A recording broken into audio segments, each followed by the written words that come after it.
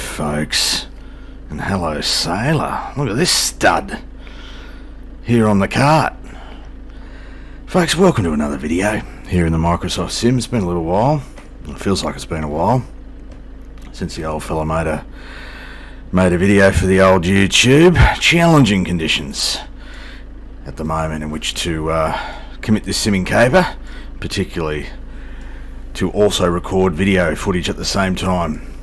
Folks, this will be a first impressions look at the aircraft on your screen. This gorgeous beast has found its way to the marketplace in the last 24 hours or so. This is the HJet, or the HJet, from Mr. Marwan. He's the developer. Forget his last name, sorry mate. And he's released this under the Flight FX brand. It's available exclusively in the in-sim marketplace. I think it's about 25 US or something like that, and then the equivalent in other currencies, that pushes it up closer to the 40 Australian dollars. But look, I think on first impressions, I've flown it once. First impressions in terms of pricing, it's probably about right, I reckon, personally, but that is a relative consideration. What is acceptable or about right for me may be too expensive or maybe a bargain for you, depending on your perspective. Nice looking aeroplane though, hey. Reminds me a little bit of the Embraer, of the Phenoms, kind of. A VLJ, a very light jet.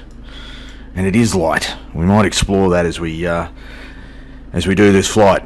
Let me tell you where we are and where we're going. So yeah, I've been out of the video making caper for a little while, but since I've been gone, I am aware there was a sim update. There's also a world update. And world update number 9 took care of this region being Italy and Malta. So I thought for this video we might fly in Italy, because I rarely fly in Italy. Not that I've got anything against the country or Italians. Good people. Lively people, passionate people, in my experience.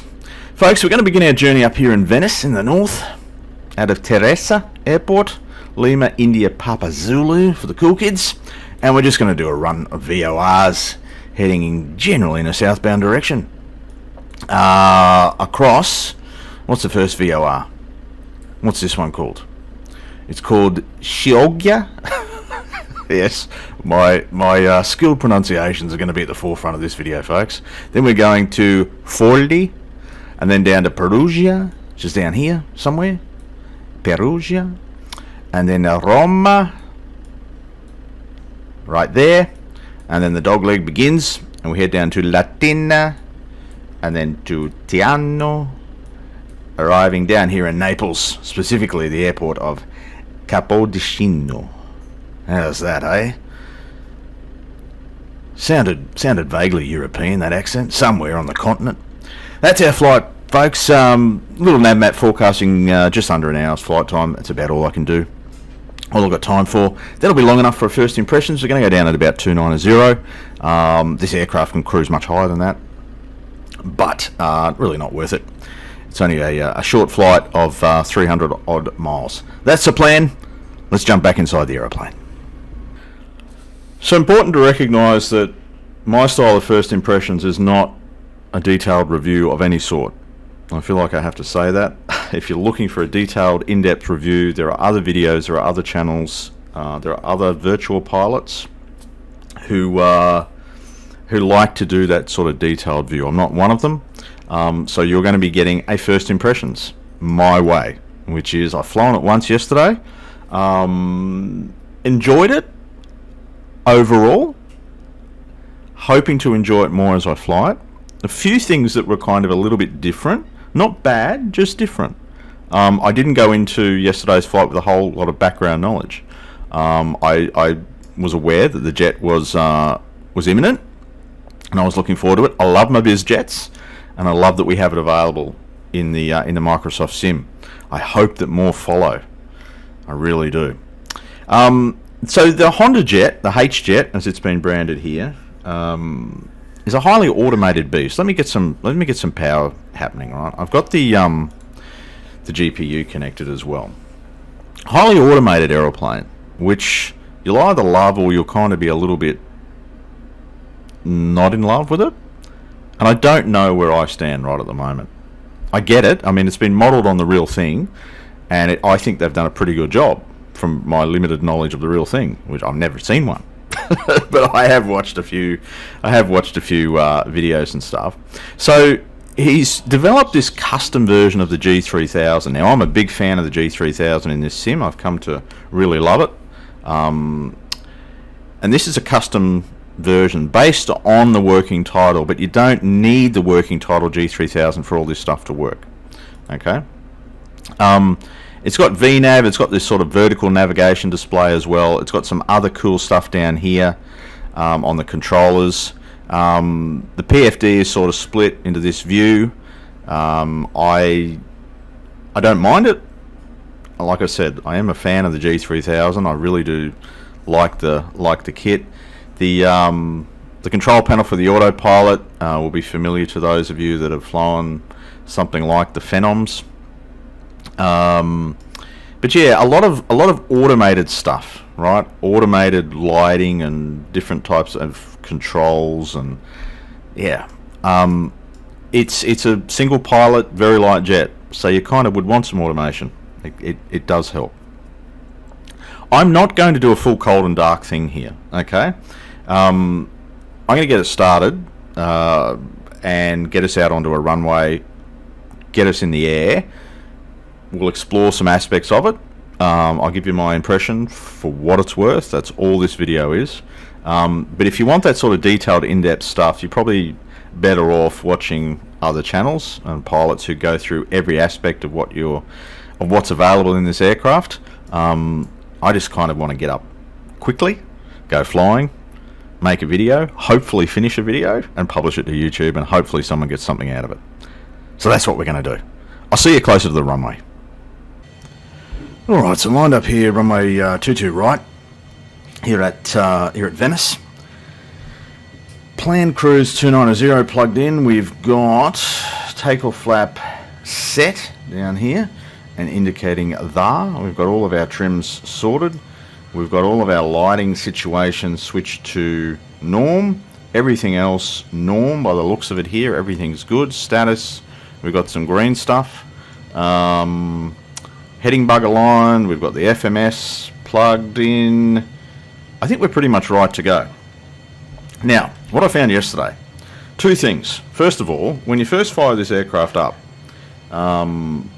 you'll have this weird view that kind of well, for me anyway, I was placed sort of like this, looking down on the instruments, right? Looking down at the panel. It didn't feel right to me.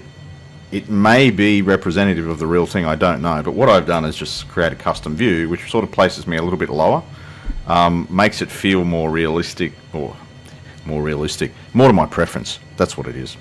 The second thing I want to call out before we take off is that this thing is really sensitive at the lower end of the speed spectrum. That was my experience. You get a pretty significant sort of bobbing. Let me show you. I've changed my controller settings since yesterday's flight to try and dampen that. So we're going to set takeoff mode, which is there. Takeoff thrust set. V speeds are plugged in. Going to rotate just over 100. Fairly light breeze here. She accelerates well. Easy enough to keep straight. There we go. So rotate's coming up. Rotate around about here. We'll lift off. Okay, so I changed my controller setting maybe a little bit too damp there. Positive brake gear up. It felt like yesterday, it felt like she just wanted to leap into the air. So I might have gone a little bit too far. Also get the flaps coming in nice and early as well. You see how well she accelerates. So yesterday it was kind of doing this. Right, so I'm exaggerating this at the moment. But that's the type of experience that I was getting. So dampen my controller settings. Made the aircraft feel artificially heavier. We'll take a left turn here as well. Come back on the thrust. Back to MCT. Continue to accelerate and continue to climb. This thing can really climb quickly. So yeah, so that's something to bear in mind. You may have to adjust your controller sensitivities. That might help make it feel less bobby. Is that the technical term? I don't know. We're going to bust through 250 below 10 here in a minute. Pitch up, fella, that will help. So what we might do, so you'll notice that yaw damper comes on automatically, and it's in level and pitch hold mode in terms of the autopilot. So if I go, can I get the flight director off? I can't. Okay. If I go to vertical speed, no, I don't want vertical speed. I actually want flight level change, don't I? What happens if I go autopilot on here? What's it going to do? The flight director comes up. It's trying to meet that vertical speed. 240, that's fine. We'll go heading sync and heading hold. We're in heading mode, flight level change, yaw dampers on. We'll intercept our magenta here shortly. Climbing out at 3,500 feet a minute. Let me try and zoom in there for you. Now that's decent at 240 knots. So you're covering some ground and you're getting up pretty quick. And who doesn't like getting up quick? Problem's staying up, isn't it? Hey. You know what I'm saying? If I had Jude on board at this point, that's where I would ask her to confirm my statement. I don't have Jude on board this aircraft. Maybe someone will create a mod, or maybe the developer will add that functionality in, as I miss Jude. Anyway, we'll have a look at the cabin in a bit. You see the vertical display down here? Let me come down here for you. So I'm not doing the proper VNAV thing. I've heard different things about the effectiveness of the VNAV. It's all been custom built. It doesn't really matter to me, doesn't really bother me, so I'm not the VNAV guy. No, altitude reporting is what we want in terms of the transponder. Should have done that before takeoff. But what you'll see is that we're on climb to 290. I plugged in 290 when we get to that VOR. So we're on climb, we're going well. Time to top of climb, 6 minutes, that's alright. From sea level to 29 in about 8 minutes, 9 minutes, something like that. You're going alright. Alright, we've intercepted the magenta, so we'll go to nav mode, which changes, which enunciates FMS. Through 240 knots, we might just continue climbing at 240. All the way through. Why not? The lights are automated, so we've got the recogs on, the strobies are on, the beacon and the nav lights are on. The aircraft does that for you, as long as you've got the right setting down here, which is the norm setting. You can manually override stuff. Go outside for you. Listen to what it sounds like. It looks beautiful, hey. I really like the look of it. And what a gorgeous day in this part of the world. You've turned it on. The Italians have really... You've outdone yourselves with weather here. Love it. This is what I like. I shall return to your skies more often if the weather's going to be this good. Yeah, there she is. I'm not going to sort of go into too much detail about the texturing. It looks pretty good to me. But I'm sure there'll be people out there who will be able to pick fault with certain things.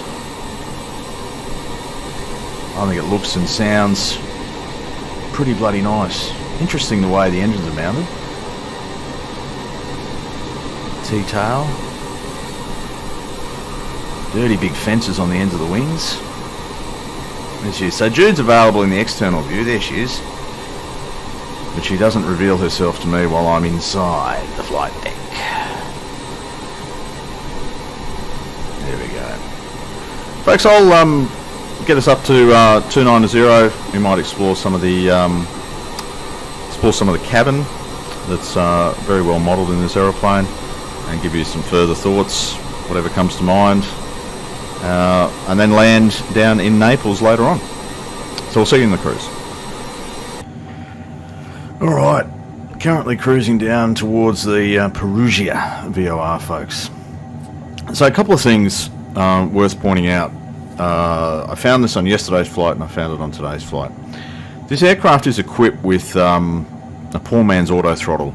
That's what I like to call it anyway. There will be purists who say it's not an auto throttle. The CSC mode. Cruise speed control. In my experience so far over these two flights, doesn't quite work. Now I may be doing something wrong, but I'm kind of following what I do in the Phenom over in X-Plane. and it's not holding. So I've had to manually move the throttles back to 85% to try and keep us underneath the barber pole.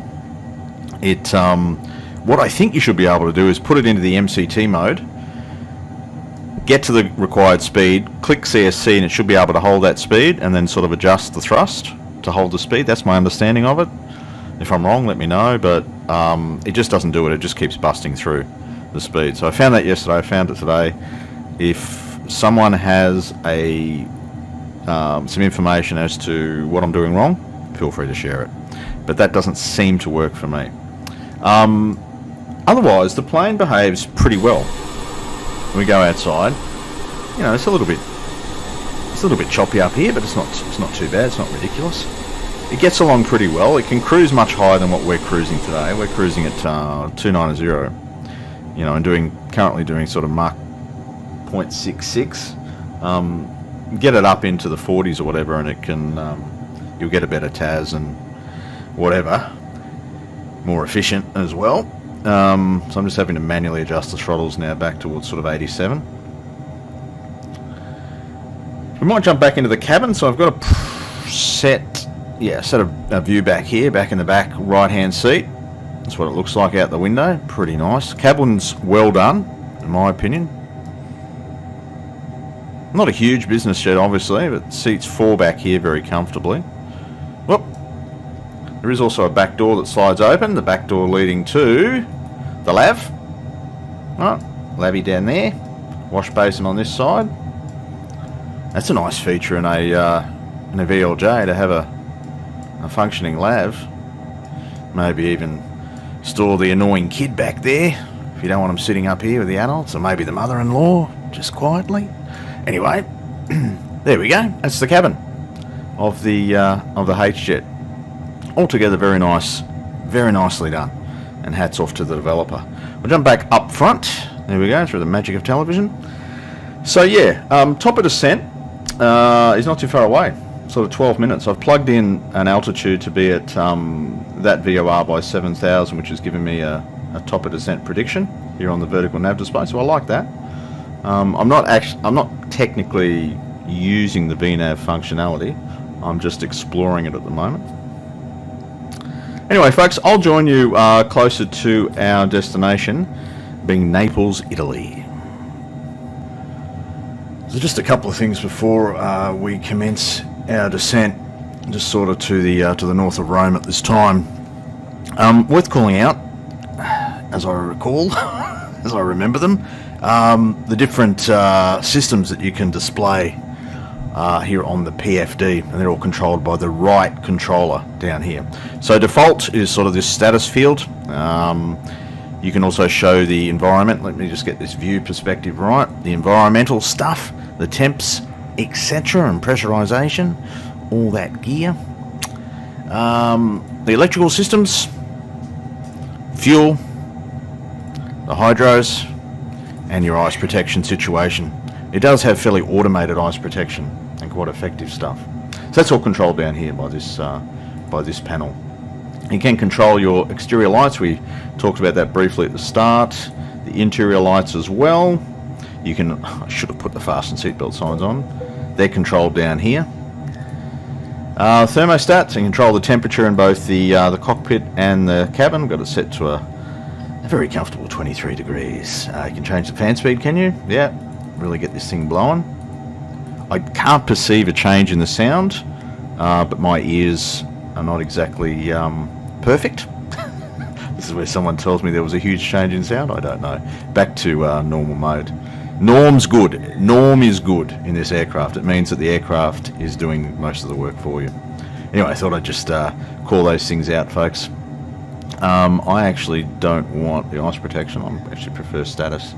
Top of descent is coming up 2 minutes from now. Basically overhead Roma, and then we'll be on our way down to the Latina VOR and then continuing the flight. I'll join you for the approach into Naples. No idea what the weather's doing down there. We'll find out when we get there. But just before we arrive into Naples, I thought I'd explore this VNav functionality a little bit more. We're currently in VNav mode, and from what I can see, hasn't missed a beat. It's got us. It should have us hitting this VOR at 7,000 as planned. When VNAV mode is active, you get the little green light up here. So this is it's not a rigorous test. It's not a robust examination of the VNAV system in the aircraft by any stretch, folks. But it seems to work okay. Okay, on approach into Naples. Look like we've got a southwesterly breeze, so we might fly a right circuit to whatever that runway is that sort of orientates towards the southwest. In terms of getting your V-speed set for landing, folks, I remember this from yesterday. So it's in utilities, initialization, speed bugs, landing, press get from sim, which populates them, and then click all on. And that should then show them over here on the MFD. So it looks like we've got an approach speed of 110 with a VREF of 105 based on our weight, or our forecast weight anyway. Alright, established on the approach here, folks, into Naples. It's the bobbiness has returned. It's really sensitive in pitch. It feels very light on the controls. Now, you get a bit of a pitch down moment when you take flap as well. It is a very light jet, and maybe it is reflective of how the real thing actually is. I don't know. It's one of the problems when you fly so many different aeroplanes, and when you have no experience in the real thing as well. As my dog that's what he was saying when he barked then. Admit that you don't have any time in the real thing, old fella. That's what he was saying. I do speak fluent dog. I've got enough of them around me. Airport's out there, folks, about a 2 o'clock position. You might even take gear at this point. Why not? Sort of flying a right base down here onto whatever runway this is that sort of heads in the southwesterly direction. And VAP's about 110 or something, wasn't it? Take a view out there. I don't want to get too low or too slow. Yeah, so it feels very light on the controls, that's for sure. I might even take full flap here and make a fairly gentle turn for home. Ooh, big pitch moment there. More of a pitch moment. Yes, it's pitchy bobby. Here we go. Coming back to our approach speed. Not a textbook approach here, folks. Landing yesterday was, well, I think if I said disastrous, I would be being kind to myself.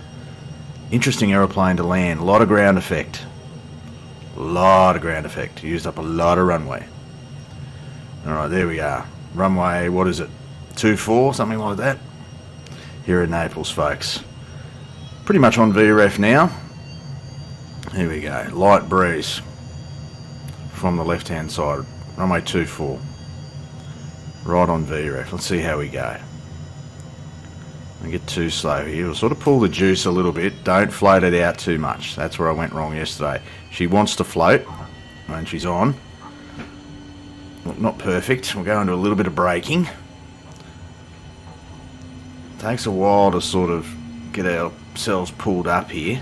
We're going to miss that. Exit. In fact, we might go off to the one on the right-hand side. We'll just tell the packs that that's what we planned all along. Here we go, folks. We'll get off here. Rightio. Folks, that's been a first impressions look at the newly released HJet here in the Microsoft Sim. I've tried to show you things that sort of come to mind, that caught my attention. It's been, by no means has this been a detailed exploration of the aircraft, nor a review. I like it. I think I will like it the more I fly it. Great to have it here in the sim, and congrats to the developer. It's taken him a long time to get this one into the marketplace and into the hands of us simmers, and we appreciate the effort. Folks, I hope wherever you are in the world that you are well and that you're enjoying your simming. Don't know when the next video will be, but until then, take care and bye for now.